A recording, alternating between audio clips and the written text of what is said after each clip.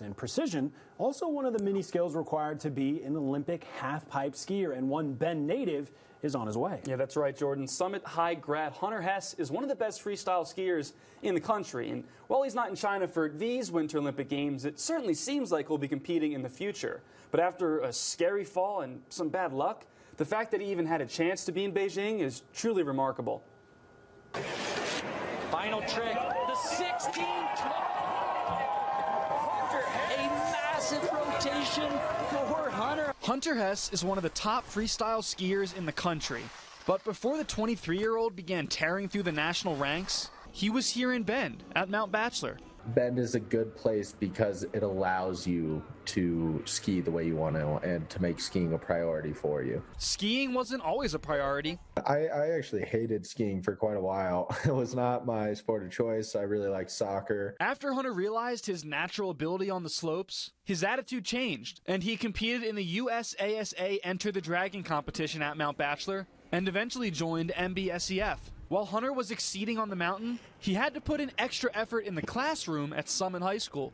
I just helped facilitate that that balance between navigating classes online and being at school and being on the road. He knew what he wanted to do and he was going for it, and we just helped him stay on track. And if I didn't have them, I don't know where I'd be. I probably would not have graduated high school, and my skiing would be way worse. Hunter did graduate high school, actually doing so a semester early. Since then, he's been competing in ski competitions all over the world, making the podium in a few, and even producing and starring in 2 of his own ski movies.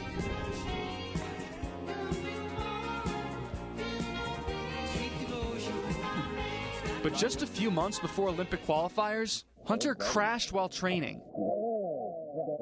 tearing his MCL.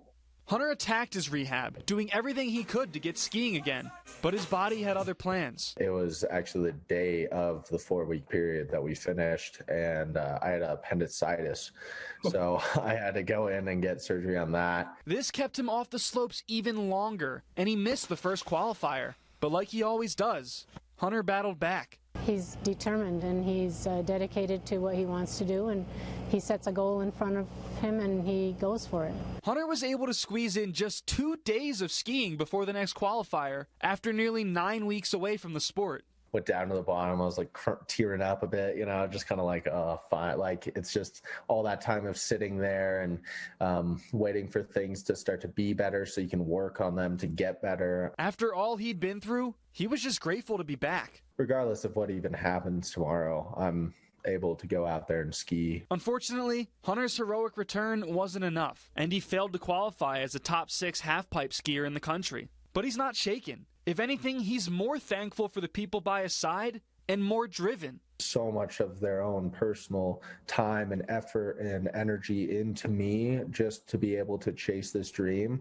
I think the biggest thing would be for me to be able to give that back. For the people supporting Hunter, watching him chase that dream is more than enough. I am not surprised that he's at the level that he is right now, and he probably will make it to the Olympics. You know, maybe he didn't get there this time, but he will be there next time, and we'll be there to cheer him on, and we're waiting to see that happen. Well, Hunter, I can assure you we're all hoping to see you on the Olympic halfpipe in 4 years. Yeah, we certainly are. And you can catch the women in the ski halfpipe tonight on KTVZ at 6 p.m. The men's halfpipe final is tomorrow night at 5:30.